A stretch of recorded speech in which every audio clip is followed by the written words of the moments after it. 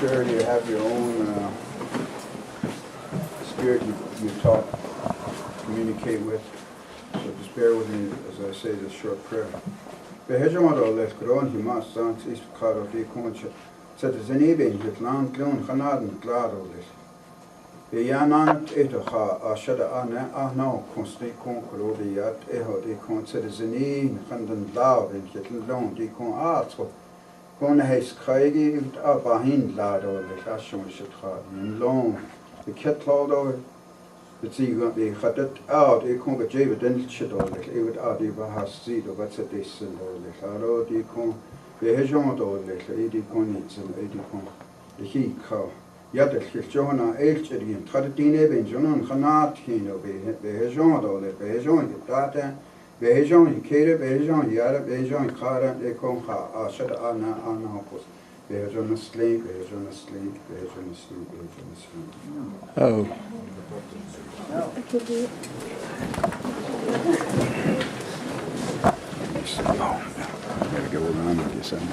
Welcome. My name is Saida Namaste. I'm with the Unoccupy Albuquerque. I'm Tina Pichelle, also with Unoccupy. We sponsored tonight's event as part of a week that many of you have heard about, the Free the Prisoners Week, which has started on Monday and is part of a coalition of groups that put it together. So I'd like to acknowledge some of the people that have been part of the whole week of talking about the prison industrial complex. Students for Justice in Palestine have been a part of the coalition, so thank you to them.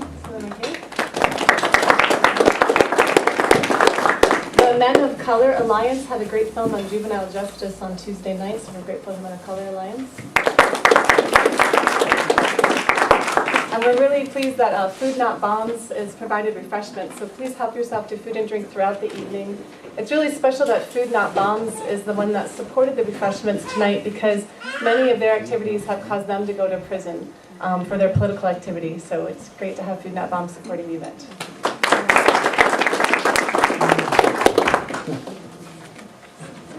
I'd like to thank the Peace Center for letting us have the event here in this space.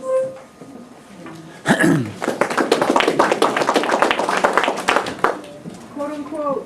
Quote unquote. Yeah, I think Alan wanted to make an announcement. Alan is filming tonight. Yeah, I just wanted to let everybody know we're filming, quote unquote. We used to be on Channel 27 until we were thrown off by the fascists. And so down the road, like in a week or so, if you want to get a copy of the program tonight, let us know and we'll make you a copy on a DVD. So if you get to use the restroom, they're in the back corner. And if you have a cell phone, if you could please silence it so you can hear our three wonderful panelists this evening and not be interrupted by cell phones. I'd like to know if anyone would like to take some pictures just of the room for Facebook page or other places. Is there anyone that would prefer us not do that or is uncomfortable having their picture possibly posted? Okay. Nobody has any warrants out? Shit. It's just that it's important to ask that. And we wanted to let everyone know that on Occupy, we still are meeting on Sundays in Yale Park at 1 o'clock for our General Assembly. Our website is unoccupyabq.org. There's generally updates of events coming up and minutes for the General Assembly meetings. Well, I want to share, at Unoccupy, we really believe in educating ourselves and educating our communities about issues of systemic oppression like we're doing tonight. But as part of the education, we want it to lead to action. So there is an action that we're asking you to take part in tonight in this room. It doesn't take much of your time, but you might have seen some tables in the back when you came in. And so we're asking you tonight to write a letter to a political prisoner. You could write to Private Manning. He's now been 4 years in prison for exposing the fact that our government tortured people in Iraq, killed Iraqi civilians without any punishment, detained people in Guantanamo for years without charges. So that's what Manning did, and so you can write a letter to Manning, and there's information with the contact info of how to do that. There's papers, envelope, pens. You can write about Leonard Peltier. You might hear about him tonight. He's been in prison almost 40 years, being framed for his work with the American Indian movement, and we are trying to get clemency. Amnesty International has declared him a political prisoner, so they have a campaign this year So there's a way to write to President Obama asking for clemency and a way to write to Leonard. So again, there's papers and pencils, and we'll mail it. Just leave the envelope here. We'll take it to the post office. We'll put the stamp on it. You can also write to people in Guantanamo Bay. We have the names and contact info for every one of the people in Guantanamo Bay. So that's also in the back. You can also write to a New Mexico resident who was picked up by ICE 2 weeks ago, Ana Vivar. You might have heard of her case. And she's really appreciating getting letters while she's in the ICE detention center. So everything you need is back there. So we're asking you, we don't want you to leave tonight depressed.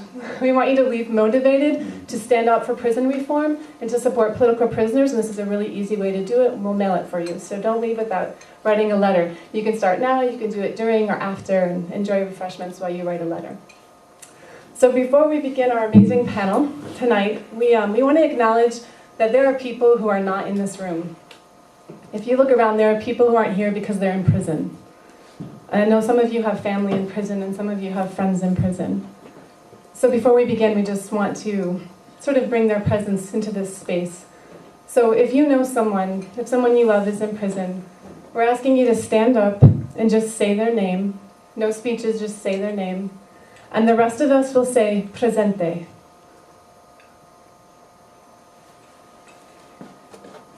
Zakia. Presente. Charles. Presente. Randy. Presente. Fred Brooks. Presente. Rumi Abu Jamal. Presente. Emmanuel Price. Presente. Leonard Peltier.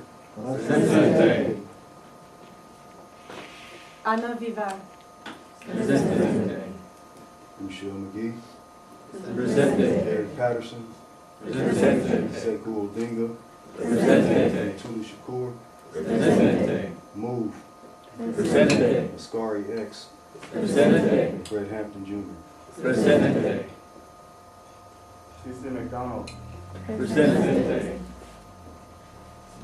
Chelsea Manning. Presente. Cindyada Coley. Presente.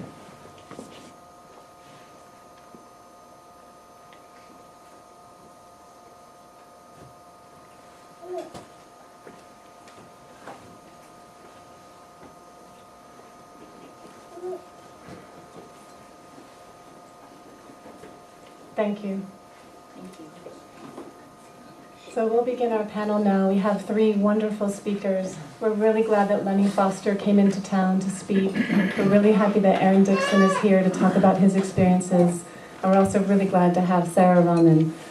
We'll begin with Lenny speaking, and I think Peter will be telling you more about who Lenny is. Yeah, hi, I'm Peter Clark. I'm with the Peltier Committee. I'm also with Unoccupy.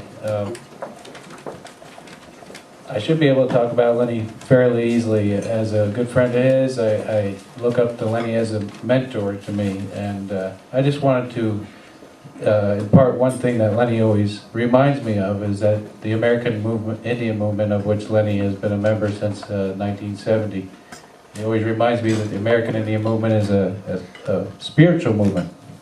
And you can see that spirituality has been the basis and the foundation of Lenny's work as the now supervisor of the Navajo Nation's Corrections Project, as a spiritual advisor to over 2,000, more than 2,000 inmates in prisons around the country, and as Leonard Peltier's spiritual advisor as well. So I'm really happy and proud and humbled to have my friend Lenny here speak.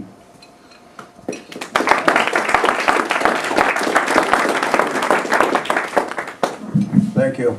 Can you hear? Back there? Asperitza. Andrew. You took a sit down. She Lenny Foster and she Kia Anne Ainge Sloan Sat Annie was a Chintropai that should say and a gani that should not ever down.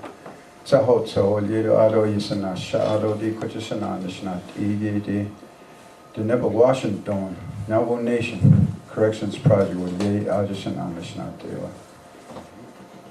While what son he didn't have Hanige Batran, the star by Yashkito, the Citizenidad, Ena, the Higidia, Tache, Euda, indeed, we can't score. would wadina, Dijan would Ado be a whole Jew, Dijan Dandi, without Isa. Yegonanta. Rebast he would Edo, Jidi, Wally Hutsa, Bilgana would ye. Ado he John Hedo would Eda and there would Ado. Chol Eda. Asian D with Abahat, Altisabahates, with Ashanandishnat, Edo. Although he had Hidini, there's don't John with Bahins and inquire. Hardin Nasha don't need it. Although Dishin Tiso Adbil Ganjaba Nadish. I'm the Tarnhouse clan, born for Mountain Cove, and my Chays are River Edge, and my Nollies are Navahni. That's what I explain my what I said in my language, introducing myself by a clan. As Dene people, we always introduce ourselves by the clan, our mothers, our fathers, grandparents, grandfather, grandmother, on our mother's side and our father's side. You should know that. I know with us, that's how we're taught, and that's what provides a foundation, a spiritual foundation, sustains us and provides us with that spiritual strength.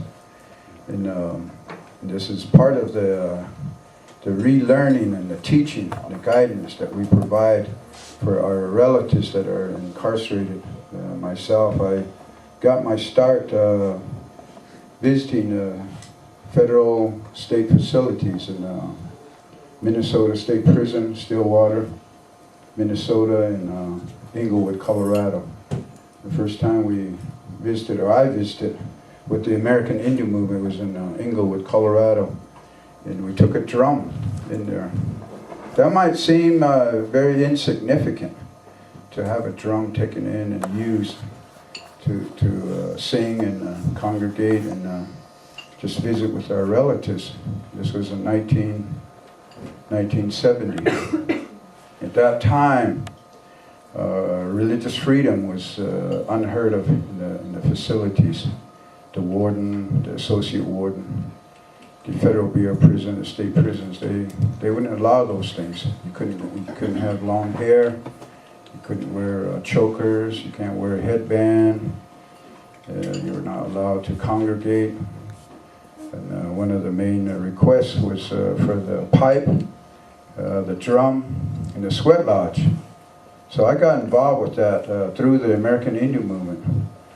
Englewood, Colorado was one of the first places that AIM took a drum in there, and I was part of that group. Vernon Balcourt, Rod Skinner, and Wallace Blackout. Then the next time that I was invited to participate in the visit to the facility was in Minnesota State Prison, Stillwater, Minnesota, and we took a pipe into the facility. And Leonard Crodog, Wallace Blackhawk, Clyde Balcourt, Dennis Banks, Vernon Balcourt, myself, and a few others. When we went in, we were coming back from Cass Lake, Minnesota, where there was a fishing, hunting rights struggle. And we were allowed to go in and visit with the Anishinaabes or Ojibways. Chippewas, that's what they call them. The white man calls them that, but they prefer to be called Anishinaabes. And then majority were Anishinaabes, and we took a pipe. We had a pipe ceremony. That impressed me, that I realized that this is something I can do, and visit our relatives. So I began visiting our relatives, Arizona State Prison in Florence, Arizona, the penitentiary of New Mexico. This was right after the riots in Santa Fe. The first sweat lodge came up in Santa Fe. And in Arizona, it was in Florence, Arizona, the state prison. And then Colorado, it was Canyon City, territorial unit. And then Utah is the Utah State Prison. So that's kind of my background in history, advocating for freedom of worship. And that's very, very important for our people, to maintain their sanity, their humanity, and because, you know, to isolate a human being. That's probably one of the worst things that another human being can do to another. The whole concept, from what I have seen when I visit these facilities, it's warehousing human beings, and it's you do that, you take a man that weighs a person or a man's spirit, and the institution, from what I have seen, is designed to break a man's spirit, break his will. There's a lot of suicides, and it's, that's the whole intent of the incarceration of this institution here in the United States. And now I think there's 44 prisons in New Mexico, 19 in Arizona. And I visit, as mentioned earlier, 96 facilities. I have over 2,000 young natives that I visit, that I have counted, because I have them sign in when they come to the sweat lodge ceremonies, the pipe ceremonies. And those two ceremonies are perhaps the most important ceremonies for our people. The sweat lodge, the cleansing and the purification ceremonies, perhaps the most positive therapy for our people. So it's a constant struggle. We've had to fight for that. The first sweat lodge that came up in this country was in 1977, the Native American Rights Fund, under the attorney Walter Echohawk and the spiritual leader Wallace Black Elk, litigated that first ceremony to be constructed. It was in Nebraska State Prison in Lincoln. And since that time, through the years, we've had to resort to litigation, lawsuits, but that's not feasible today. It's the white man, the courts, the white judges, they're not going to allow that. Freedom of worship, your freedom in your mind. They don't want that. So it's very difficult today to have the First Amendment, protection of the First Amendment. So we have to resort to other means, such as legislation, which is another process, because you got to approach your state senators, your representatives, and introduce it into the, like in Santa Fe, or in Denver, Salt Lake City, Phoenix, or even in Washington, D.C. And that's difficult, because you have people like Senator McCain who will do everything to stop it. He's just an example, but he did that with our the Free Exercise of Religion Act that we had proposed back in 1992, 1994. We wanted protection for freedom of worship for Native Americans, and protection of the sweat lodge, and have access to spiritual leaders to come in, to have long hair, to sing our songs, to have the ceremonies. But he stopped it, and he's just an example, because you have others now today that do everything they can using their authority or their title to do that. So that's a real struggle. Legislation. To give you another example, I was just talking to Pete this afternoon that we'd like to revisit the issue of appointing a Native American to the parole board here in New Mexico. That's very important. We have over 400 Native Americans. Majority are Navajos here in the state of New Mexico. We'd like to have a Native American appointed to the parole board to hear these cases. But because of the politics, it makes it difficult. This is where we need your help. We need all of your help to help come testify in support of that legislation in Santa Fe. And then that's an example. The other was a proposal we had to hire Native American chaplains and Native American counselors. That might seem very minor, but it's very important, because we need our own people to counsel with our own people. And the chaplains they're predominantly white, and they're Christians, and some of them they don't approve of Native American religious practices.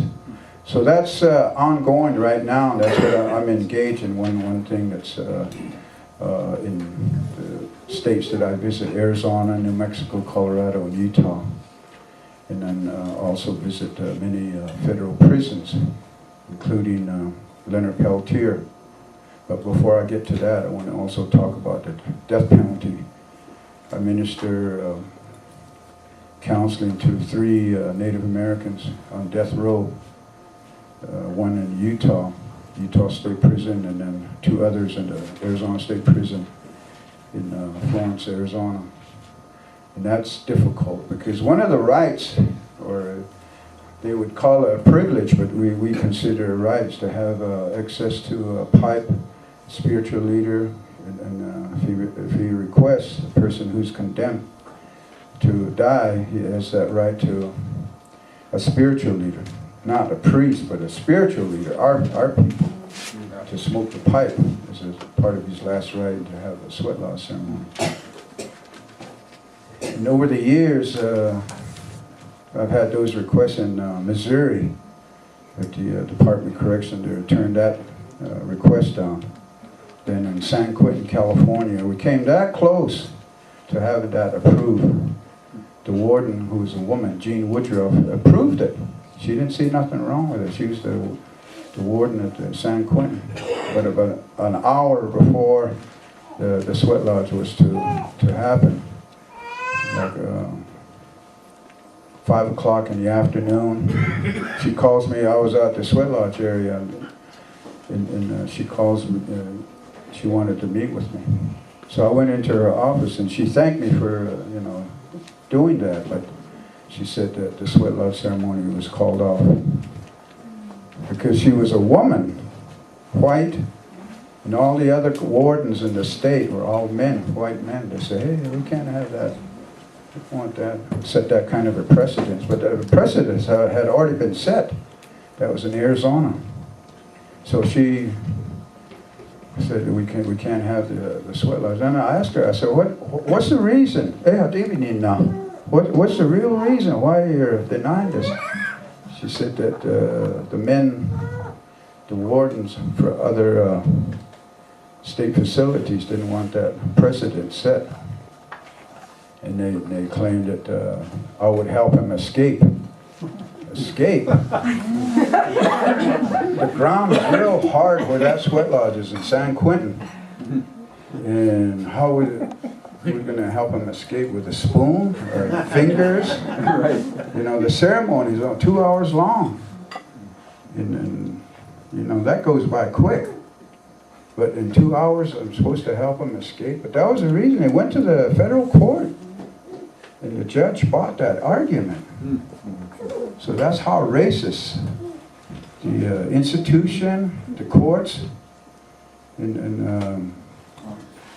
but we established a precedent in Arizona, 1999. On one of our inmates, he had requested, he was on death row, he got his executive, the papers for execution. So he asked me if I could do the sweat lodge ceremony for him as his last rite. I said, sure. We approached the warden and the chaplain. They approved it. Director of the Department of Corrections approved it. So we had that 2 days before he was executed. So that established a precedent. We didn't have any incidents. No major incident, minor incident. That's what they look for. They want you to mess up, do something, and use that as an excuse why they can't have it. But we had the ceremony, which is 2 hours long, the heating of the rocks, and using the rocks and to pray with, sing. So I prepared him. My obligation, responsibility was to prepare him. And I advised him to sit up. Don't lay down, you sit up. It might be hot and uncomfortable, but that's how you're going to cleanse yourself, and then that way you can meet the Creator. And so we did that, and 2 days later he was executed. And I was a witness to that. So that's another experience, and I'm still working on those kinds of cases. I got one young Hopi in Utah State Prison, and he was asking me there, what do you think, Lenny? They have lethal injection or firing squad? I said, I don't know, you'll have to make that decision yourself. So I think he's choosing the firing squad. That's in Utah. That's coming down the pike. As soon as he appeals, he exhausts all of his paperwork and appeals. And then the two other individuals that are in Arizona, their time is coming. And it's difficult to overturn, win an appeal on a death penalty. And, so those are a couple that I'm working on. That's death penalty. And then the other is visiting my brother, Leonard Peltier. And I've known him since I met him on the streets of Denver, Colorado, 1970. And I've been visiting him for the last 26 years as his spiritual advisor. I started visiting him in Leavenworth, Kansas, the United States Penitentiary, Leavenworth, Kansas. And for 26 years, conducting sweat loss ceremonies. Then he was transferred to the United States Penitentiary in Lewisburg. I visited him there. So he's been in prison for 38 years. That's a long time, 38 years. He's applied for, submitted his petition for parole. He made it, but one of the examiner made a positive review and recommended that he be released on parole. A couple days later, he was relieved of his job. They terminated him. So that's how political that case is. But we're embarking on an executive clemency campaign at this time, and we need your help. And my friend there has all the information for writing, or the address to write to President Obama requesting executive clemency. And he's eligible for executive clemency. So we pray that President Obama will sign off on it in 2 years, or when he's ready to leave office. And you know, he made all these very positive statements. We can, we will, we shall, stuff like that, you know. With all due respect, we want to see that happen. And one of the ways for him and this government to really embark, or to consider getting things back together with the forces of nature, Mother Earth, and the Indian people is reconciliation. That would be one of the ways to release Leonard Peltier. Maybe you don't agree with me, but I feel that that's the road to reconciliation between the Indian people, the indigenous people, and the United States government can begin with the release of Leonard Peltier on executive clemency. And he extends his best wishes, and thanks you for his support, and just thinking of him in your prayers, your daily prayers. I saw him a few months back. He's in the United States Penitentiary, Coleman, Florida, and he's in good spirits. He's anxious. He wants to go home, and he has said that. He wants to go home. It's time. He's been incarcerated for 38 years. He's 69 years old. He's not doing well health-wise. His diabetes has taken effect on him. So we're working hard to get this executive clemency going. We've even gone to Amnesty International. We've gone to Congress. We've gone to the United Nations in New York, and also the United Nations in Geneva, Switzerland, talking to different officials. And we're reaching out to people who would be able to provide that type of recommendation, the authority that they have, and the title that they carry. If you have a PhD behind your name, you carry some authority. A letter from your desk, your office can carry a lot of weight. They see that, they look at that. Contact Margie Love. She's the pardon attorney, and it's on the internet. MargieLove.com, I think, www. She's a pardon. Look under pardon law. She's the pardon attorney. You send some of these correspondence to her requesting, and be diplomatic, be respectful in that. because that's how we deal with these issues. No matter how angry we get. And I joined the American Indian Movement in Denver, Colorado, 1970, under the late Vernon Belcourt. And he was a great man. He was a mentor. He was like a father figure to us, to many of us. At that time, I was only 22 years old. I'm 65 now. And I was at Wounded Knee, Alcatraz in 1970, occupation of just like those of you who are occupying Albuquerque and different parts of this country to make your issues and your concerns known. We did the same. The young Native Americans through the United Native Americans or the American Indian Movement, NIYC, organizations like that. They were very active here in Albuquerque. Albuquerque, New Mexico used to be a very hot spot. I'm sure it still is. And so we appreciate the camaraderie, the support for one another, respecting each other, and getting those concerns and issues heard, and the younger generations' responsibility to lead now. I'm tired. And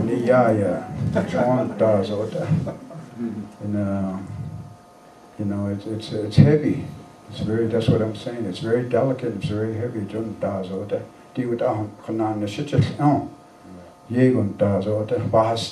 very delicate. You always have to say, make your prayers for that protection. And these government forces, they can come at you. The federal marshals, the FBI, informants, undercover. Who knows? There might be somebody in here. You know. So that's why it's important. We pray with the pipe. We pray to the wind, to the sun, Mother Earth. We use water in our prayers. Tobacco. I mean, that's to be respected. That's the way we are. You have your own way, whether you're Jewish or Islamic or Christian. We respect that. So these are some things that we were working on in the American Indian Movement. Is a spiritual movement. We utilize the spiritual leaders, the medicine people. We went into the sweat lodge ceremonies, cleansing, purification ceremonies. I'd like to remember Philip Deere. I'd like to remember Wallace Blackout, Henry Crow Dog. Some of these individuals that come to mind that were our medicine people, spiritual leaders that provide us with that spiritual guidance, spiritual instructions, and it provided us with that protection. And these experiences are still here today. Geronimo used it. Crazy Horse used it. Manuelito used it. And we're still using it. And so we appreciate that respect, that support as we continue on this spiritual journey. And you know, we recently had our 40th year anniversary of Wounded Knee. We took over Wounded Knee, South Dakota, at the request of the Oglala Sioux Civil Rights Organization. And we all responded. We went to South Dakota, made a stand on behalf of the Oglala people. And then they were suffering under extreme racism, corrupt government. Very bad. Some of their own people were engaged in embarking on, there were goons, the goon squad. Their own people were taking up arms and killing each other. It was a civil war. And we were part of that. I'd like to recognize one individual who was part of our group, and he's right here with us. Al Cooper, Hunky Killer, stand up. Let everybody know who you are. Old Conrad. Bob Anderson, I don't know if Bob Anderson is here. Dave Begay, is Dave Begay here?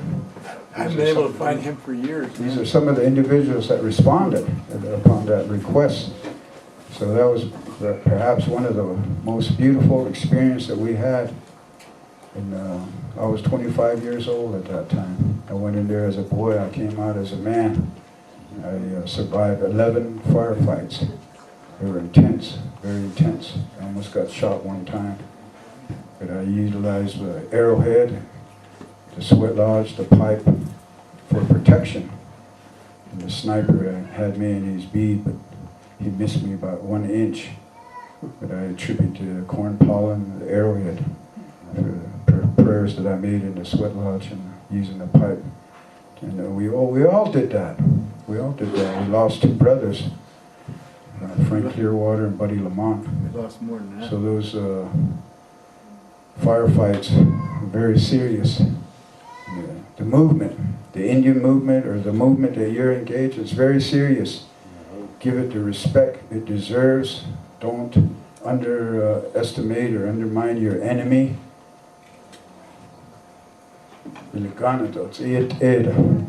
Very dangerous. So you always have to provide that respect for yourself and one another. And the coalition building is very important. And I see the Veterans for Peace, VVAW, and some of them, and, they need our help too, need our understanding. I mentioned Sundiata, Acoli, Leonard Peltier. I sweat with those individuals. Sundiata, Allenwood, USP Allenwood. He's a political prisoner. And some of the Free Cuban Five at Safford, Arizona. They're Puerto Rican nationalists. People like that, coalition. We accept them as relatives, as brothers. It's very important we do that. You engage in that in your heart, in your mind, you become a better human being, a better person. Like I said, they're warehousing our people, warehousing human beings. So it's up to us, our responsibility and our obligation as a free person to speak out, do something. That's all I want to say at this time, but thank you for the invitation again. These type of meetings are very important. Oh.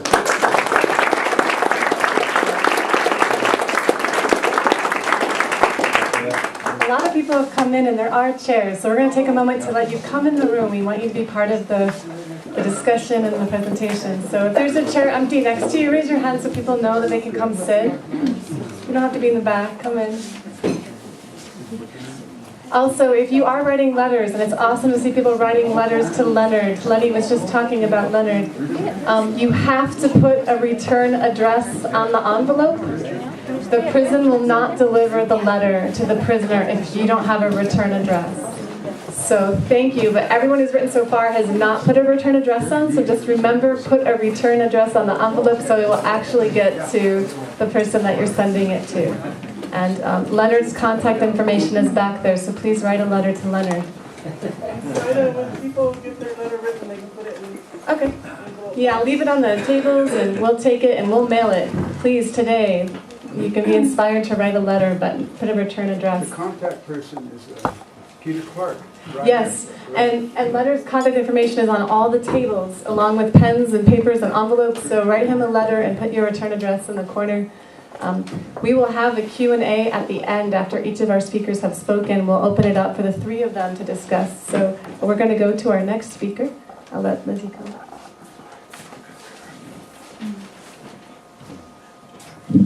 Hi, I'm Lizzie. I'm a member of Unoccupy, and tonight we're so pleased to have Sarah Rahman on our panel. She began volunteering in New Mexico in 1982, and in the last 30 years she's seen a lot of changes in the prison system, including the implementation of minimum sentencing laws and the rise of the for-profit prison corporation industrial complex. So tonight she's going to share with us accounts of prisons and prison conditions in New Mexico. She works all over the state. And she's also going to share with us how we can get involved. So please join me in welcoming Sarah Rahman.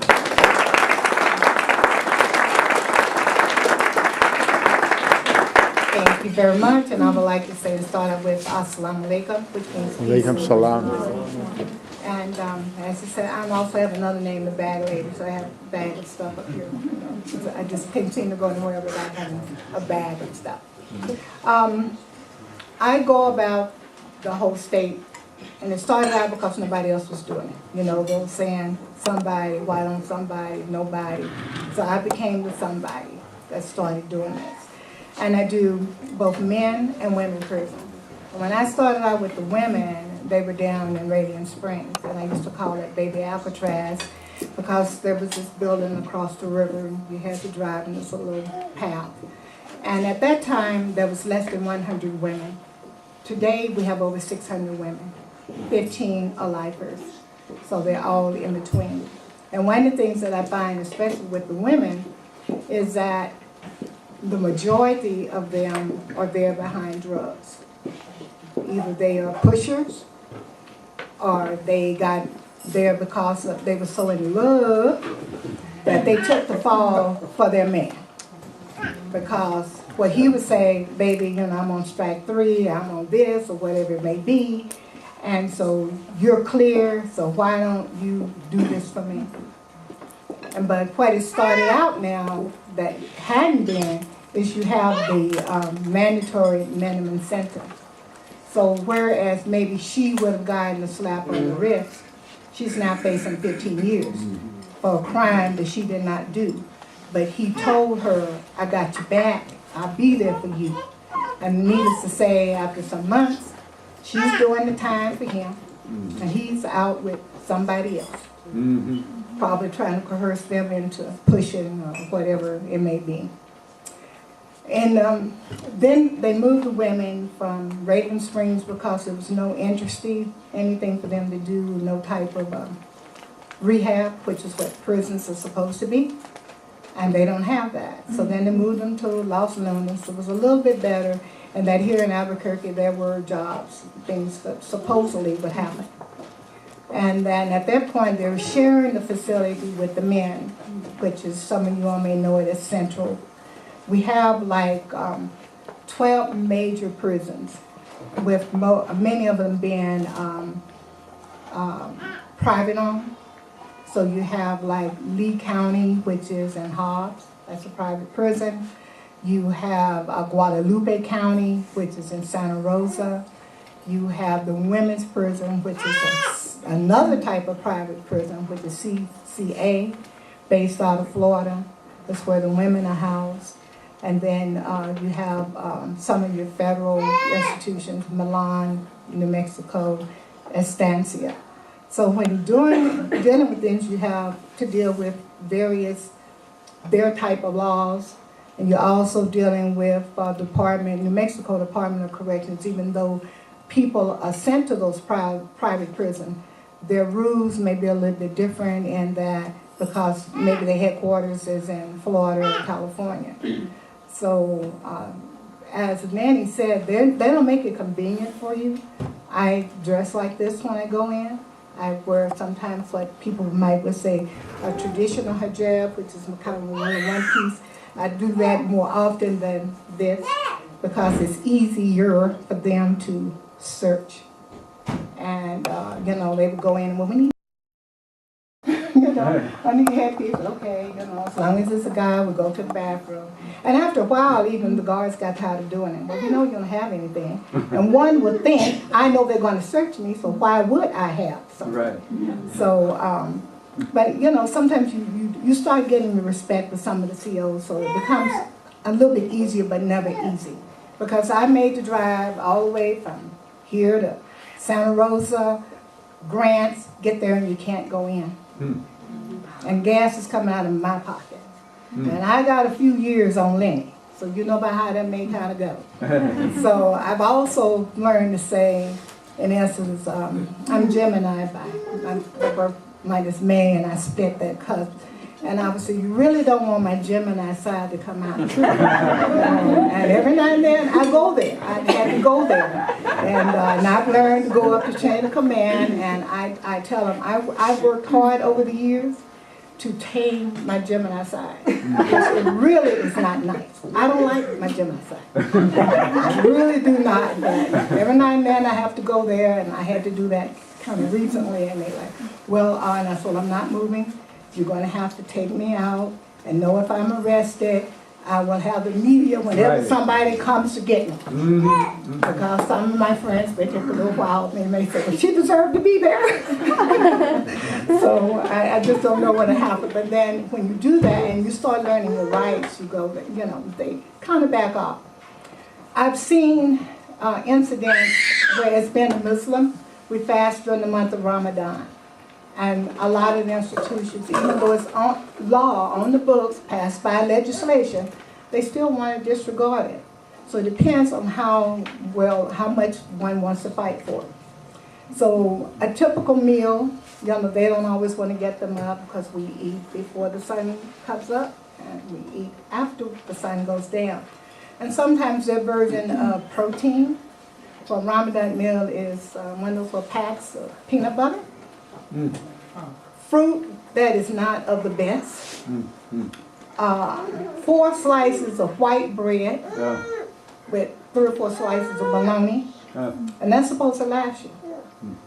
Now, even though I'm fasting, granted, and I have choices, I sympathize with the women and the men that I was witnessing this happen to. So on a particular day, it was raining, had been snowing, and I knew I was going to be stranded in Grants. So needless to say, Gemini emerged. And when that happened, it so happened the warden was stranded too. And we were in the bubble. That's the area you may not know between going into the institution itself, where they're housed, versus close to freedom.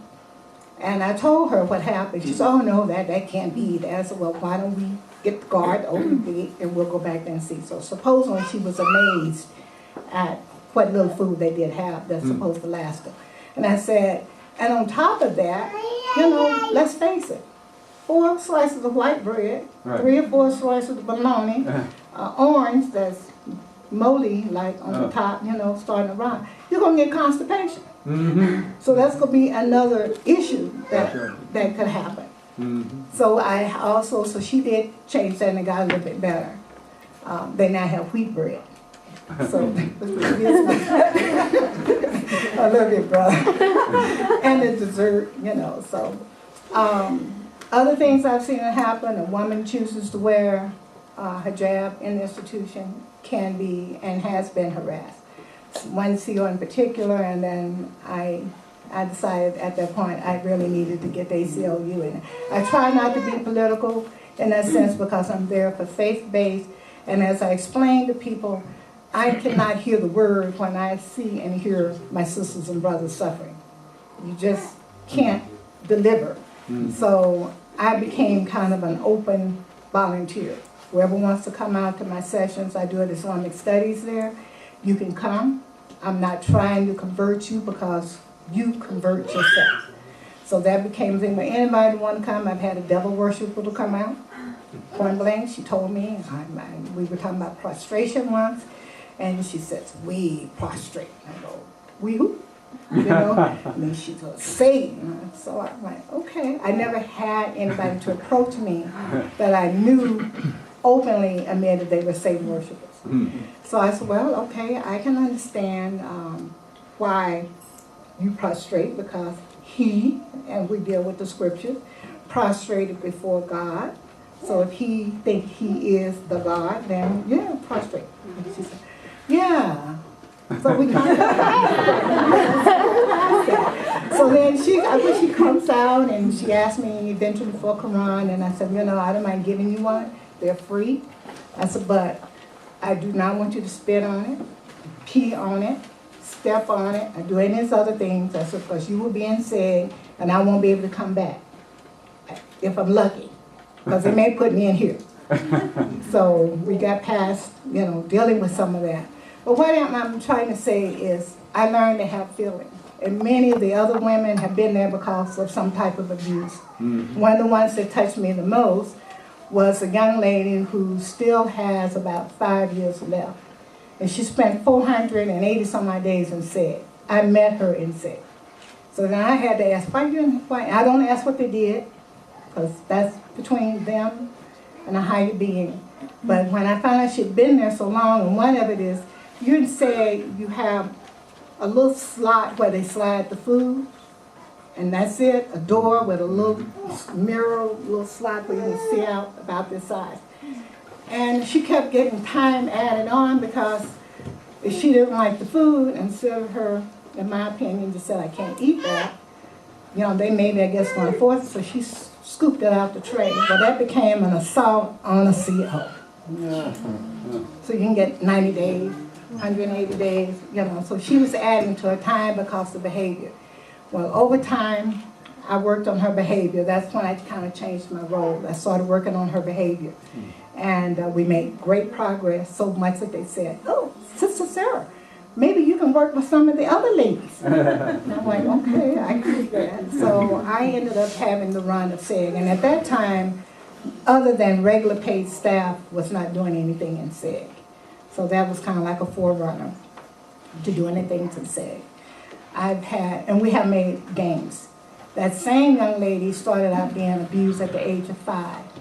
Then as an abuse, and what she wrote in her letter, that she could not understand how she could go to church on Sundays and that God says he loves all the little children of the world, but she would come home to be molested.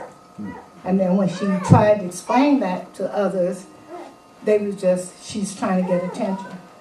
As a result, she became a cutter. Started with her arm, her legs, and eventually went to her genitals. And the abuser decided after a point, bleed, I don't care. I'm still going to take advantage of you. So then she turned to drugs, and that's consequently why she is incarcerated, because when she got old enough to leave home, to run away, and that's some of the things we're facing now. You know, sometimes children are not just running away because they're bored at home. Things are happening, and we need to learn the signs. We need to start paying attention. So if you're not the parent and you notice the behavior changing of some kid in your neighborhood, maybe you want to talk to them. Pull them aside and say, what's going on? Listen to them. If they don't just come out and say, I'm being abused, which most likely they're not, but you look for signs, indicators, so that you may can offer an open door to them, you know, bring them in and try to befriend them, and that maybe you can save them. Let them know that there are places they can go to for help. Consequently, she took it even a step further. I had sickness and health problems in my family, even with myself, and I was gone for a couple of months. I got back to find out she had she's now on suicide watch. And I asked her, I said, well, what happened? You know, I thought we were making such headway. I mean, the warden even called me. When are you coming back? You know, she's kind of regressed. And she swallowed a razor blade. Oh, my. And you know, I had to ask, I said, baby girl, how could you do that? Didn't you know, how? Right. And I even told her, I said, did you not think that would hurt me if I got back and something had happened to you? I said, because I told you, I care about you. You know, I'm working on the area where eventually maybe I could become a mentor for her. Right now it's not something I can do. But she said, well, I wasn't for sure you're coming back. I said, short of death, I told you I would be back. That I had to deal with my family. So they, you know, every now and then you have another inmate that you're close to.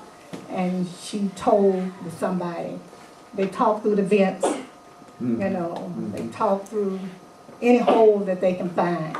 And she said, yeah, I'm not cutting anymore, I'm gonna swallow it. And so, you know, they got the guard, they add back to the Albuquerque. And I don't know what's with her system, but when they got her here and they did the emergency stuff, they found just little pieces. Her body acid had kind of eaten most of the blade. Miracle. I mean, it's a pretty good miracle. And so she's at that state, and of course they're watching, and I told her, I said, you know, you're really crazy. And she said, no, I'm not. I said, yes, anybody that was small is crazy.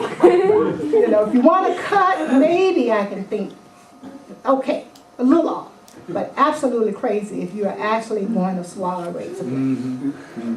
And so needless to say, she can't have razor blades. You know, so it's not about what you can do, the underarm shaving, your leg shaving. She's just got to grow hair and be supervised because she can't be trusted with a razor blade. Here at the county, I had a situation where a young lady wanted to wear her jab, and they told her she needed to take it off. Now, all of this is law, it's signed by the governor and the Secretary of Correction, but guards just don't take heed to it in most cases. So he came with her with a dog. Basically, he told her, you take it off, or I will, or the dog will. Oh. And of course, she refused for a while, and then he proceeded. This is how it was relayed to me. I did follow up. I immediately dropped my bag and went and talked to the chief and said, I cannot have this. You can do what you want to, master, but that is not called for. And so needless to say, she stopped wearing her jab. And the officer was, quote, did receive some disciplinary actions. Yeah, right. So he was changed to another level. No without pay, no nothing. So, probably just to harass somebody else. And this goes on throughout the state. I cover the Springer, which is going towards the Colorado border, Clayton down south, Las Cruces, Grants, Hobbs. So they're all over places that I try to go to. I want to just talk a little bit more about the women, in that, you know, at least now where they are, they learn to sew, so it is some kind of rehab. They train dogs to become obedient so that we can adopt them out. You know, they used to have the horse program. Any of you are a little older at Los Lunas. So we're now looking at some other types of having them do something, because right now they're doing the time. And if I would leave a legacy, so to speak, it was to say, and we've heard the statement, don't just you do time, let time do you. You do something with your time. You read all the books. Back in the day, Malcolm read all the books in the library. So you can do things, but learn another language. You know, do something. Now that brings me to another issue in prison. And some of y'all know what a kufi is, as a gentleman back there that has one on. I was told to the ward by the chaplain, who's a Christian, that's just like a baseball cap. They cannot wear that here. The law says you can, but to him, and that's what he tells his ward, Qurans are, most of them are English, Arabic. You have some that's English, Arabic transliteration. And now I'm fighting the issue as of last week. Oh, well, Sister Sarah, you can only bring in all English Qurans. I said, oh yeah, I have all English to hand down. And I said, well, what's the deal with that? Well, they can learn to read Arabic and plan to escape. So I can just deal with what Liddy has to say. And I've said, if all the documented history, I don't think there's been one Muslim that sent out a letter in Arabic that would plan an escape. They don't learn that much in there to be able to do that. So it's just a constant, things that we have to deal with, and that for myself to be able to be consistent to go in, and like clockwork, I show up there. Sometimes they keep me waiting. I've sat in the bubble. I learned, like Lenny said, I do my prayer for protection before I go in, because I know when I get in the bubble, other things may happen. Old lady, I may have to go to the bathroom, so I make sure I do that like a child. Go to the bathroom. So I do that before I go in, because I don't know how long my wait is going to be. There is going to be a meeting, and I don't have all the details, unfortunately. It's scheduled for November the 25th in Santa Fe at 6. It's supposed to be on prison reform. Now, I'm one of these people, I don't have TV. I go to the library for the computer. So I'm not technology. I rely on the grandchildren to keep me updated.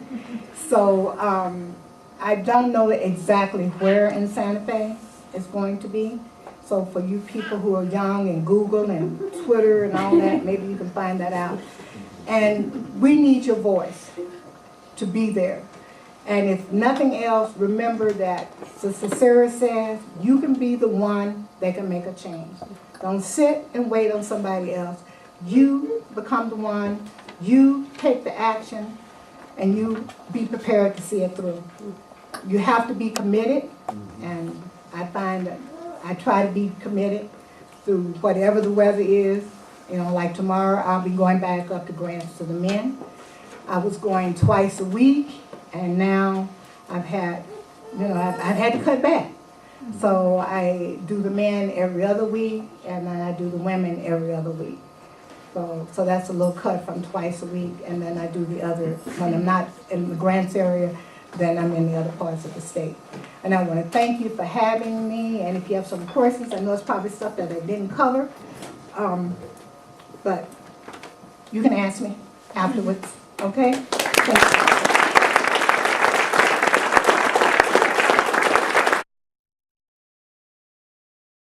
Where I'm from, because I think it's an incredible place to live. It's a completely bilingual city, and so it's really interesting, and I think it's culturally rich like no other place I've been. But obviously, you know, coming from like the biggest sister cities where there's a lot of drug transport, and Juarez is definitely like the #1.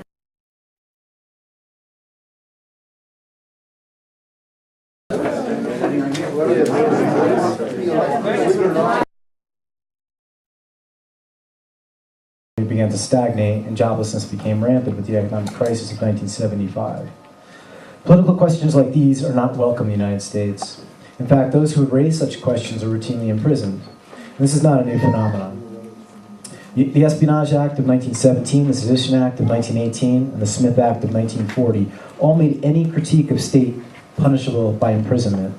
In fact, the Espionage Act that President Obama, in fact, it is the Espionage Act that President Obama uses relentlessly to crush whistleblowers like Chelsea Manning and Edward Snowden, who courageously revealed the vastness and obscenity of state crimes, such as those in Iraq.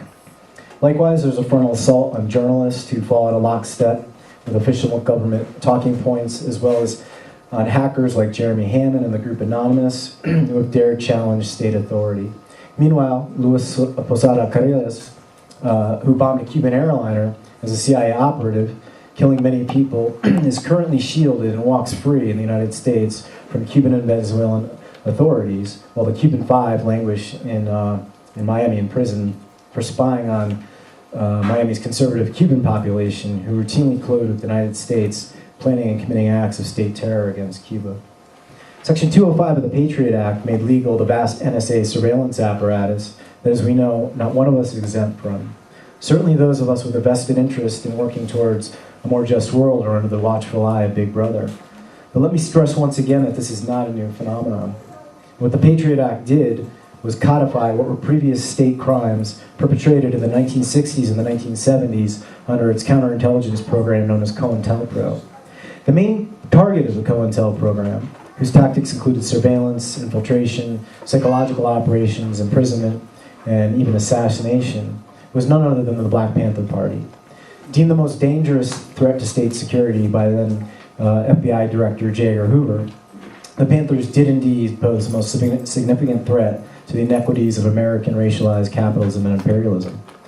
Discussing the reordering of black social space into egalitarian zones of empowerment that constitute the basis of these threats to state power, Nikhil Pal Singh suggests the following: organizing their own schools, asserting de facto autonomy over community organizations, and, most importantly, embracing the prison as an exemplary site and source of counter-nationalist theory and practice. The Black Panther Party truly was a significant countervailing force to American political power.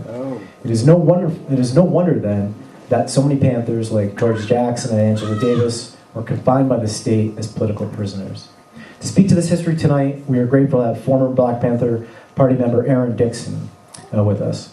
Aaron was a former captain of the Seattle chapter of the Black Panther Party for its initial 4 years after its founding, and Aaron started the free breakfast program that fed thousands of hungry African-American children, and also helped to free the community, helped open the free community medical and legal clinics.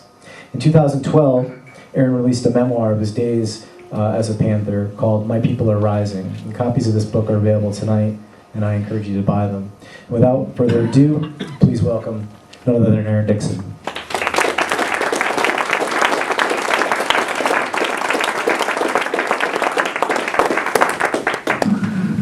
for having me, but more importantly, I want to thank so many people coming out to talk about this most important issue of the prisoners and political prisoners. I was 19 years old when I joined the Black Panther Party, started the first chapter outside of the state of California. And shortly after, the Black Panther Party began to spread across America. And we began to serve notice to the power that be that we were no longer going to take this oppression sitting down. And one of the main things that made the Black Panther Party such a target was that we understood the importance of developing broad coalition building. And that's exactly what we began to do. First with the Peace and Freedom Party out of California, and moving across the country, we created coalitions with the Young Lords, which was a Puerto Rican gang before Fred Hampton met with them and got them to turn themselves into a political organization. The Brown Berets in LA and San Diego, many other parts of California. The Young Patriot Party, which was made up of white migrants to Chicago from the Appalachians. The AIM, American Indian Movement, and we did a lot of work with Leonard Peltier in Seattle. SDS, the Weather Underground, and we also had organizations all across the world, including in Japan and South Korea and Palestine and France and Sweden and many parts of Africa. So we really became a threat to the power structure, because we understood that it really took the power of the people to change America, and that's what it's going to take today, the power of the people. Oh. So, you know, of course, our first aim when the Black Panther Party started was to stop the murder of black people in the black community. So we did exercise the Second Amendment of the Constitution that said everybody had the right to defend themselves, everybody had the right to arm themselves, and that's what we began to do. But because the Black Panther Party read a lot, we were ordered that we had to read 2 hours a day. We had to have political education class twice a week, and we understood that nothing stood outside of change, and we were always having to adapt and always had to change as an organization. So by 1969, we began to focus and develop our survival programs, because we knew we had to get the people on our side. And we had to help the people in the struggles that they were having every day. So one of the first programs that we initiated was the Free Breakfast for School Children program. So if any of you have ever gotten a free breakfast or free lunch at school, that was because of the Black Panther Party. Yes, because we were feeding thousands and thousands of kids all across this country. And one of the other significant programs that we started was developing free medical clinics, because at that time there were no community medical clinics at that time. You know, if you wanted to go see a doctor, you had to go down to the local meat house at the county and be seen. So what we did was we got doctors and we got nurses to volunteer their time. We got medical supplies donated, and we opened up 11 free medical clinics all across the country. And the one that we started in Seattle, the Carolyn Downs Free Medical Clinic, is still open to this day. So we started liberation schools. And if you've ever gone to a food bank, it was the Black Panther Party that started the food bank, the first food bank. We started giving out bags of groceries out of our office in Seattle. In Oakland, when we ran Bobby Seale for mayor, we gave out 10,000 bags of groceries with a chicken in every bag. We had free ambulance programs. We had free food programs, free clothing programs. Wherever there was a need for the people, we developed a program to serve the people. And that's when the Black Panther Party became under intense attack. In 1968, J. Edgar Hoover, John Mitchell, Richard Nixon said that the Black Panther Party was the #1 threat to the security of America. And it began to launch a tremendous assault on the Black Panther Party. By 1971, over 30 members of the Black Panther Party were killed. There were 800 members of the Black Panther Party that were arrested. Fortunately, we had a lot of great attorneys that came to our aid, and a lot of those cases they fabricated against us fell apart, and most of those people were released. But unfortunately, there were many people that never got released. And to this very day, a lot of people do not realize there are over 20 members of the Black Panther Party that are in prison. And most of them have been in prison for the last 40 years. We have Black Panther Party members that have been on solitary confinement for the last 40 years. And most recently, Herman Wallace, one of the Angola Three, was in solitary confinement for 42 years. And he just recently passed away. He was on his deathbed for almost 6 to 8 months. And we tried to get him out of prison. They refused to do it. And finally, a black judge ordered him released. And 2 days after he was released, he died. So, you know, and now we have 2.5 million people in prison. 2.5 million. I mean, that's insanity. What other country has even 1 million people in prison? And we got to go back and look at how these 2.5 million people got in prison. If there's a book called A Dark Alliance by Gary Webb, an investigative reporter, and he details how the CIA was responsible for bringing truckloads, plane loads, in any kind of conceivable way, bringing cocaine into this country to fund their war against Nicaragua Sandinistas. And they began to change the laws. They began to come up with the 3 strikes you're out. They changed the sentence guidelines. They got rid of the federal parole. They got rid of the state parole. And they, if you had rock cocaine on you, then you were subject to get 20 to 40 years in prison. And this is how we got to this point where we have so many people in prison. So, you know, we have to be real that the people that we're dealing with are unbalanced.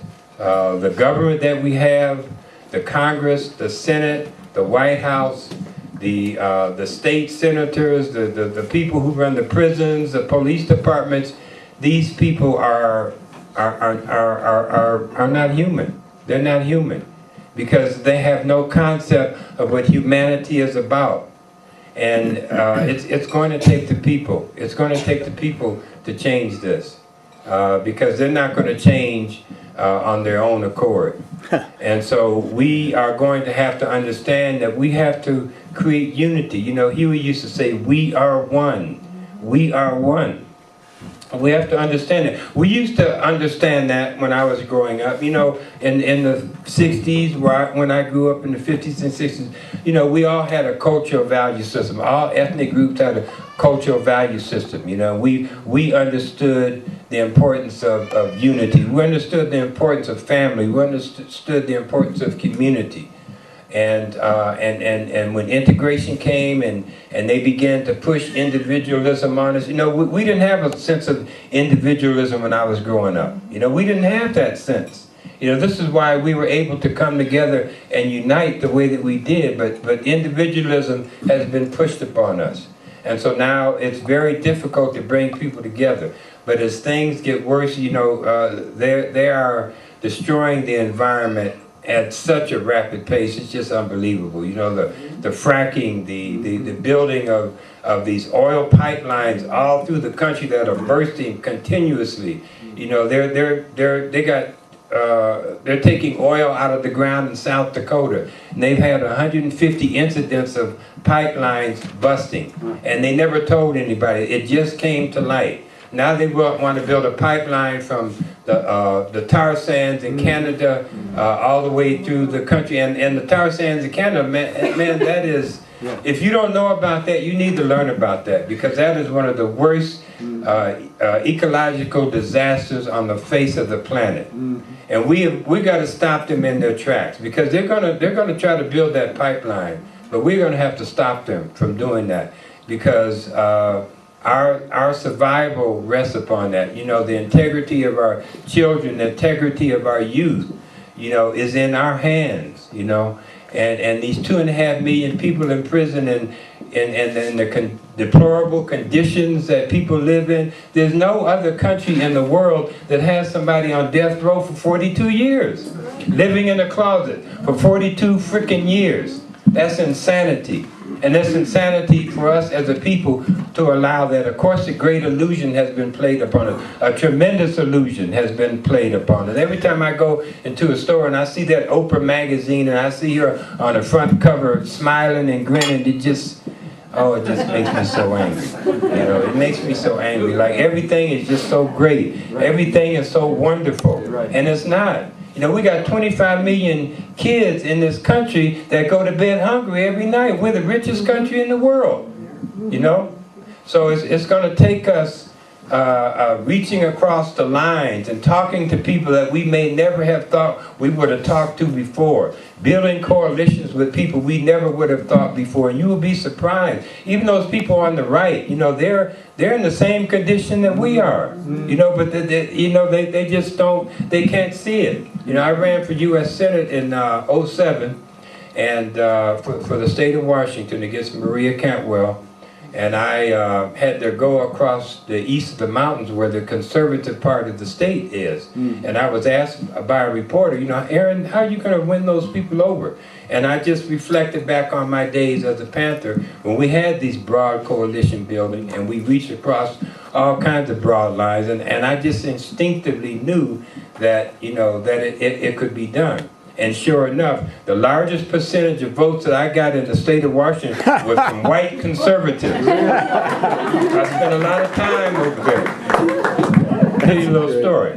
When I was, my campaigning manager and I went to the Enumclaw Fair in the state of Washington.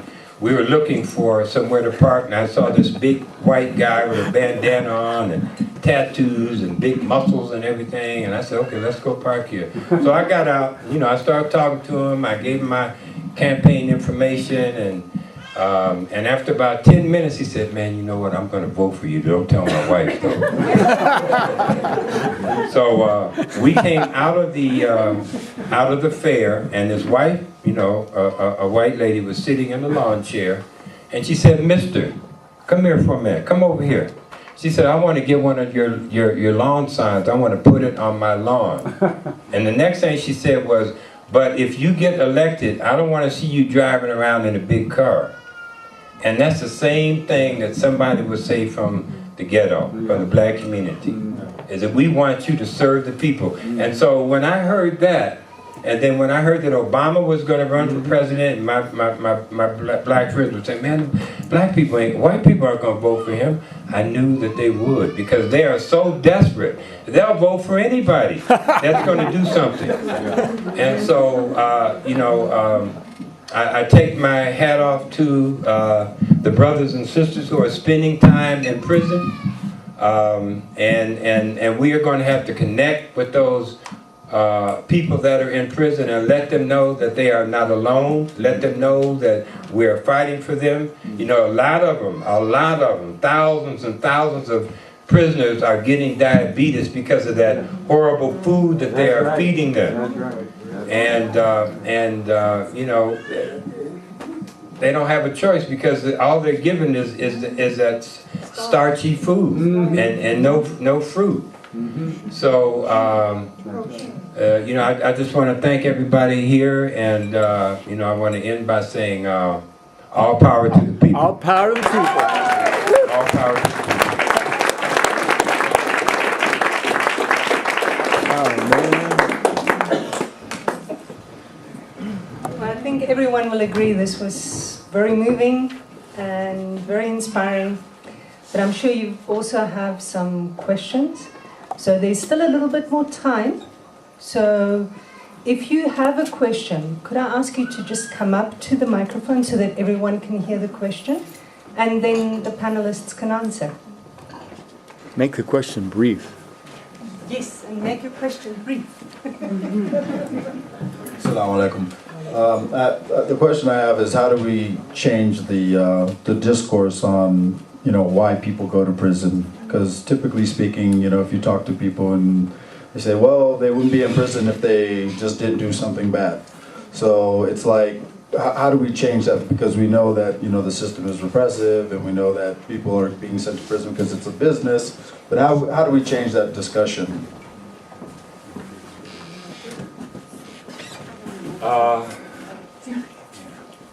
Well, I think, you know, first of all, I mean, when you talk to someone about somebody being in prison, you know, they kind of look at you like, you know, like you're an alien, or the person that you're talking about is an alien. And so because, you know, the prisons are so far removed from the community, and the things that they're doing to the prisoners are so far removed from the community. Now, in the Black Panther Party, one of the survival programs that we started was the Free Busing to Prisons program. And we started this all across the country. And what that entailed was getting some cars, some vans, and we got some buses donated. And we started taking members from the community to visit the prisons. And in the state of California, you know, we were visiting all the prisons in the state of California. Then we started taking entertainment shows, and we started taking community from the prisons into the prisons. And so we have to create, the other thing that I forgot to mention is one of the things that we used to say in the Black Panther Party, the power is the ability to define phenomena and make it act in a desired manner. That is that we have to be able to define what the phenomena is. We can't let them define it. And over the last 30 years, they have been defining the phenomena for us. And when they define the phenomena, and we are not allowed to define phenomena, that gives them the power. So we have to be able to define it for ourselves. And we have to shed light, whether it's on talk shows, radio shows, whether it's going door to door, whether it's having community meetings like this, whether it's taking busloads of people from the community to the prison so they can see what those prisons are like, so they can see what the prisoners are living through, so they can see this for themselves. And then we have to be able to define how we change that, you know, how we can change it. And we did that through our survival program. We defined hunger, and we changed it through our breakfast programs, and we defined miseducation. We changed it through our liberation program. So, you know, there's a lot of things that we can do, but we have to be able to give the message, and we haven't been able to do that. So hopefully we can. I would just like to add in the sense of education, because lack of education causes people to end up in places they shouldn't be. And as an example, you look at standardized tests. Prisons are built based upon the test scores of your 3rd and 5th graders. If those scores are, Billy Bob's score is bad, it's just like having his name on a cell. So we as parents, as neighbors, friends of it, we have to make sure they have a proper meal. We need to make sure that we help them study so that those test scores will be high enough so that prisons can start being built. Just recently, I found out that they've cut the food stamps. Yep. So just think what's going to happen. A little bit more crime, because no parent, guardian want to sit back and see their child hungry. So they're going to do little things, you know, hit somebody over the head, and it's going to cost them to end up. So we've got to find another way, and as Brother said, through meetings, through passing the word on to others, we have to become more involved. I grew up in that area. So I know, I mean, we had a village. It was a neighborhood. If somebody said somebody did something, one of the worst whoopings I got was because an old lady said I did something that I didn't do. And what happened is when my dad said, yeah, she said you did, and I said she didn't, he said, well, she wouldn't lie. So, you know, because grown folks didn't lie. And I got a whooping. So what I'm saying, we do have to become responsible. We can't just, we see something in our neighborhood, and we just, oh, well, he's acting up, acting out. We need to take some part in that. And that's one of the ways, through education and just trying to get the word out. So that when we have, just like this prison reform bill this hearing is coming up, that's kind of poor timing in my opinion. It's right 2 days before Thanksgiving or the day before. And people may or may not show up, but they know that. they have their meetings at 10 o'clock in the morning. Who's gonna take off from work to go? You know, your employer, well, I'm sorry, I can't let you go. You know, and you have to either be interested enough to say you're gonna take off and go or not. And then there's sometimes repercussions.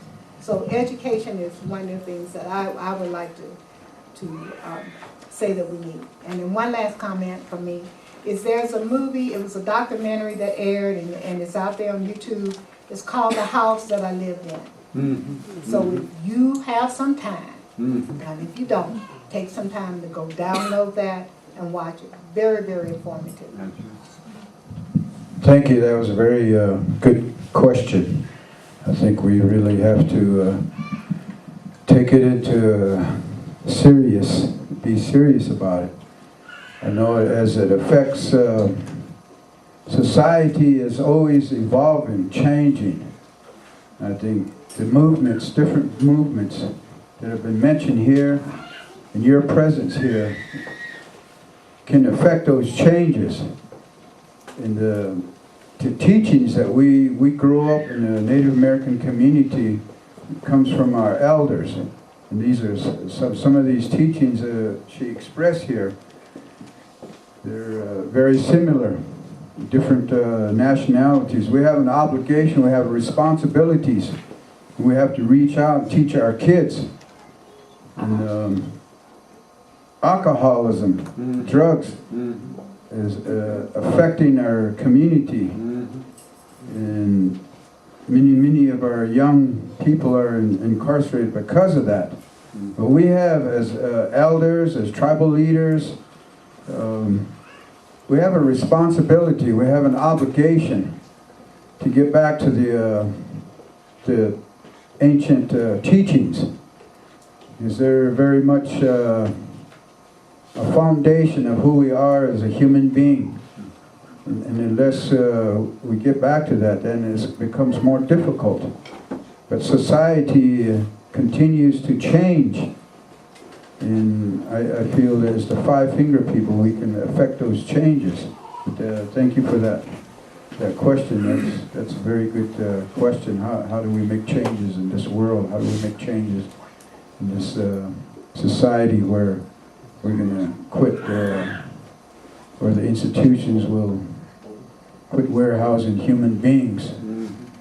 And one thing I also realized through my work, my 32 years in working with the prisons, is many of our young people who are incarcerated are very intelligent. They're a threat because they can see the difference, and they're very talented, very articulate. And it was mentioned here about the Islamic passing messages through books in the library in the prisons. One of the facility I visited, ADX in Florence, Colorado, and I was there at that time for pipe ceremonies with the Native Americans who were locked up in this 23-hour-a-day incarceration. And the FBI came in there at that time and confronted the chaplain for passing out books. And they didn't want that. They don't want books being distributed where they can read and educate themselves. And so it's one aspect of the society is they're very resistant to changes, and they do everything to suppress that. So it's a big task for all of us. And again, I want to thank you for coming here. And if you get nothing else from this presence here, listening, think about it. Think about what was said. There are reasons of the explanation given, the feelings. Ja yego ban se case. Dikoert isa bahasi ilgana wal yedo it ada. In sick case, the mentality, the colonization, the brainwashing. It's very intense.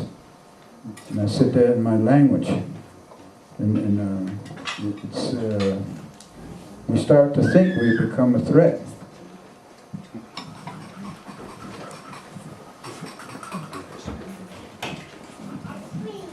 I've been in the movement for 54 years now, and I worked in the Cleveland Committee, the Cleveland Committee to Combat Fascism.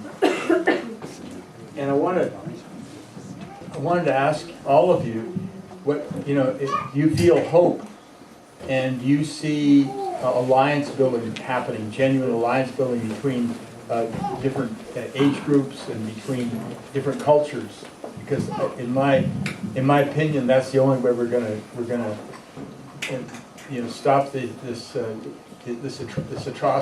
atrocity called the United States of America, is by building alliances, real alliances between. But we got the numbers; they just have the money. So I'd like to hear what you have to say about hope and building alliance building.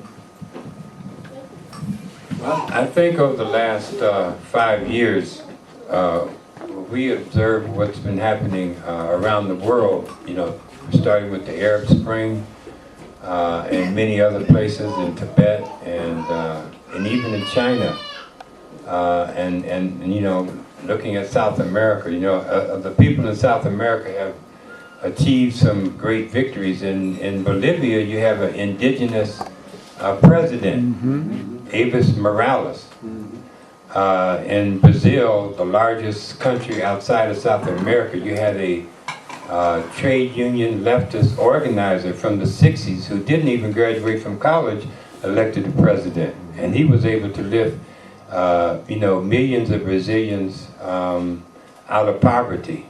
And many other places in South America, there's some really wonderful things that are going on there, and as I mentioned, the Arab Spring too. And I think, you know, we could learn from them. We could learn from those examples. There's a thing called the World Social Forum. I don't know if any of you are familiar with it, but it's a gathering of activists from all over the world. They get together every year, and I had a chance to go to a couple of them in Brazil, and it's really powerful to be in an area where there are 250,000 people from all over the world that are saying the same things that we're saying, that another world is possible. And so, you know, when you think about that, when you think, because a lot of times we just think about what's going on here in this country, and we feel besieged and we don't see any hope, but there's so much hope that is taking place outside of this country, and we can learn from them. And it's just a matter of time before the people here in this country begin to connect with that and begins to spread here in this country. So there is some hope, and I do see hope. Oh. I too see hope, and I look at it a little bit different in the sense that when I'm inside the walls, one of the things I've talked to them about is stop fighting each other.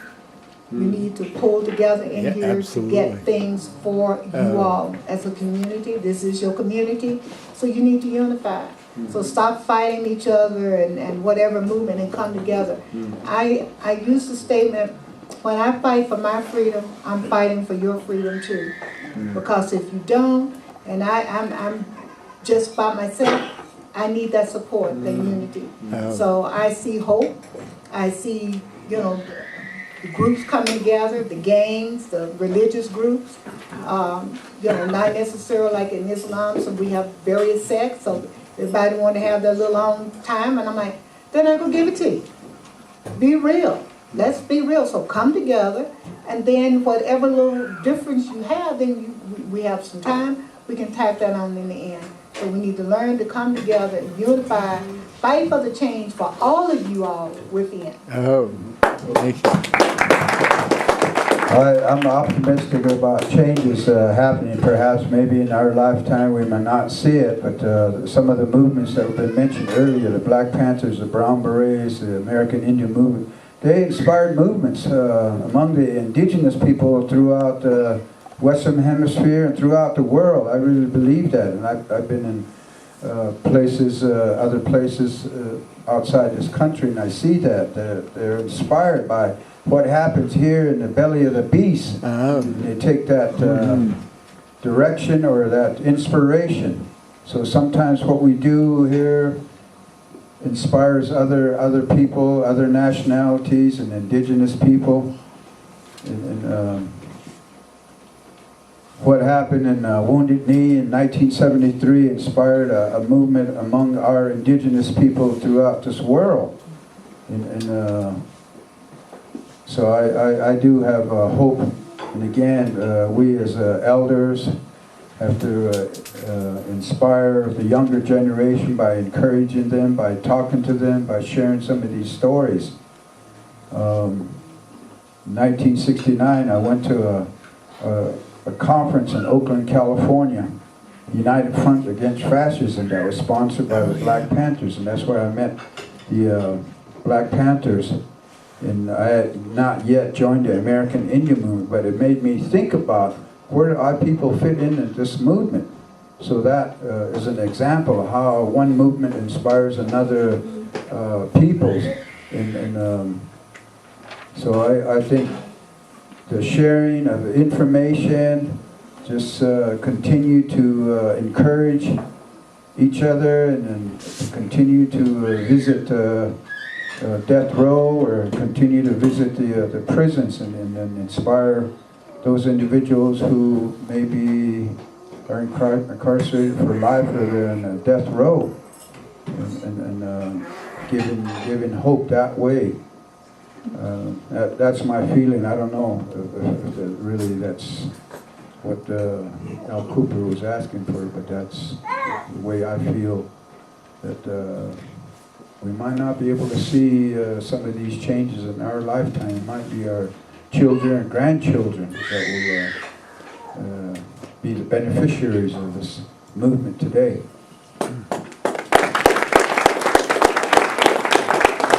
I just want to bring up one point. I don't know how I forgot this, but they recently had a prison strike in the California prison system. We're talking about white, black, brown, red prisoners all over the state got together and decided, they put out a manifesto and said, we are not going to fight each other. We're not going to kill each other any longer. And they put together a fast. And they fasted for almost, I believe it was about a month and a half or more. We're talking about like 250 prisons all over the state of California. And that was huge. And so when I saw that happen, I knew that that the most politicized people that we have in this country, and the most committed people that we have in this country, are the ones that are in prison. Yep.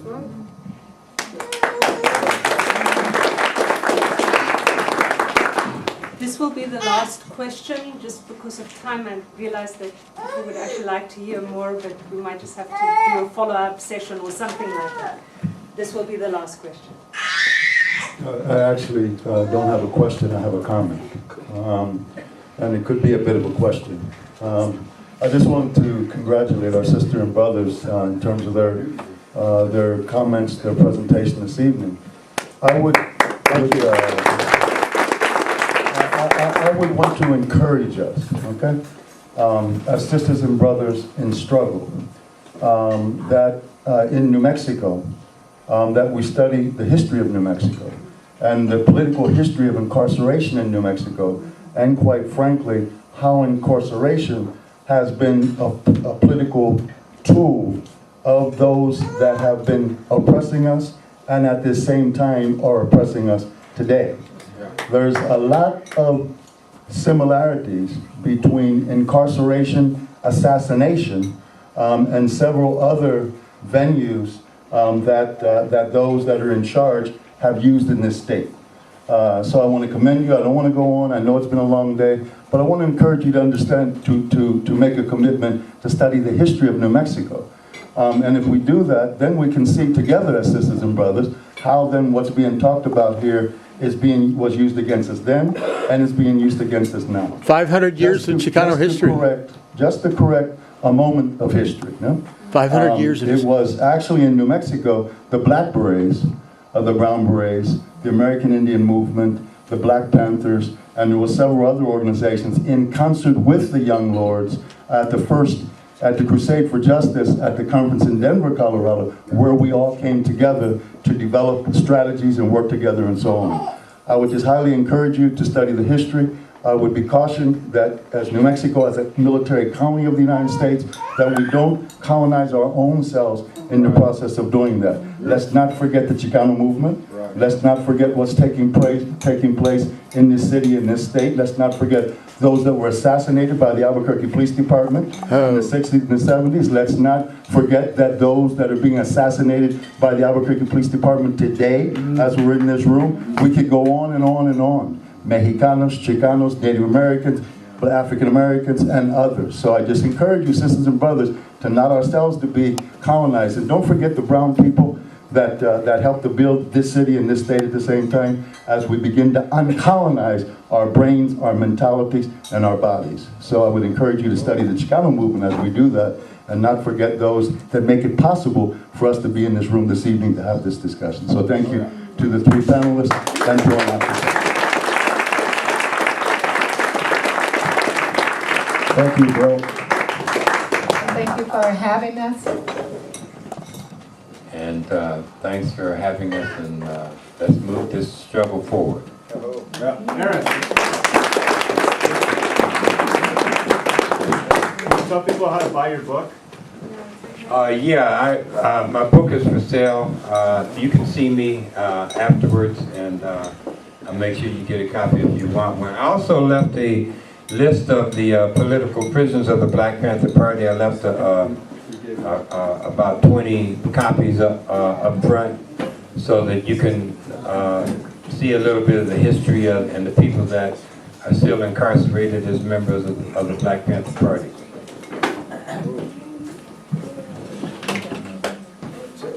And I just want to let everybody know that there's a textbook that we use in progressive teachers. I'm a high school teacher, and it's called 500 Years of Chicano History, and it tells the whole story about the last 500 years. And the other one is Rethinking Columbus.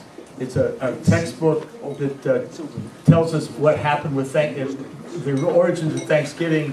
1637, 700 Pequots were massacred, and the Massachusetts Bay Colony governor declared a day of Thanksgiving.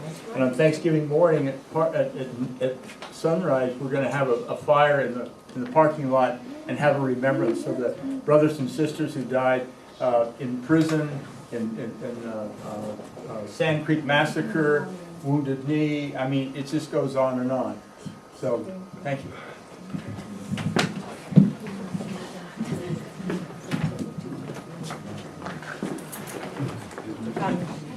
My name is Maria Brazil. Someone asked me if I would help to create an ending to this important evening.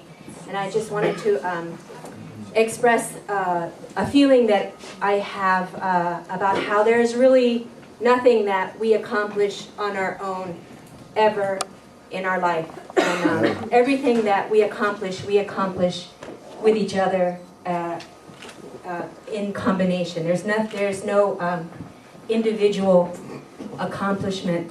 It's all through coalition, through our families, through trust, through making those connections that create change.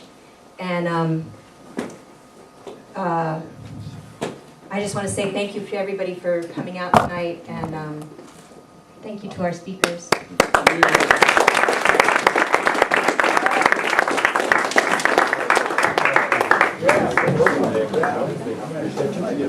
What's the date? What's the date today? I think it's the 21st. Yeah. 21st?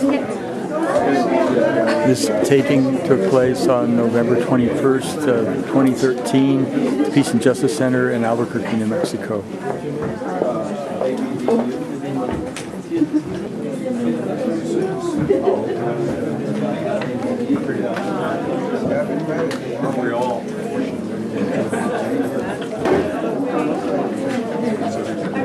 Day of mourning. Oh yeah, I should have called. I meant to. No, I meant to. No, I just. It's just. I'll be here for sure. I look forward to that with you. Yeah, thank you. It makes me feel good. We've had 50 people show up, and 20 people. Just two of us. Well, lucky for me, that's my normal schedule. I'm up at 4:30 or 5 and go to work at 6. So. I wake up every morning about Yeah. That's the cycle you're on. Yeah, it's not a cycle, it's age. I take Zolpidem.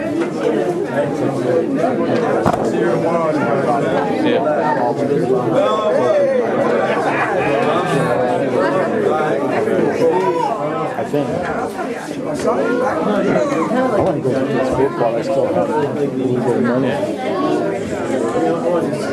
Very good.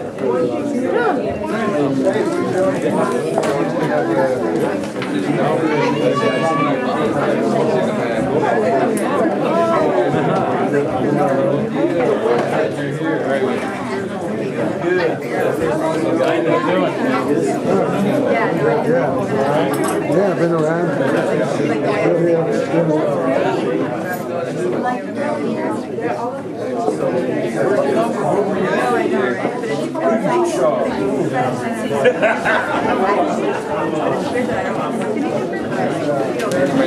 Hey, how are you?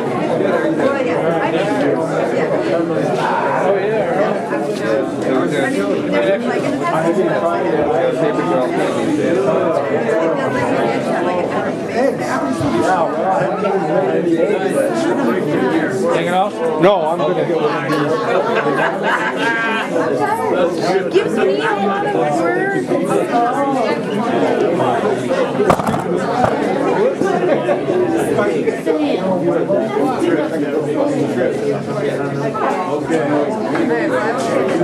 with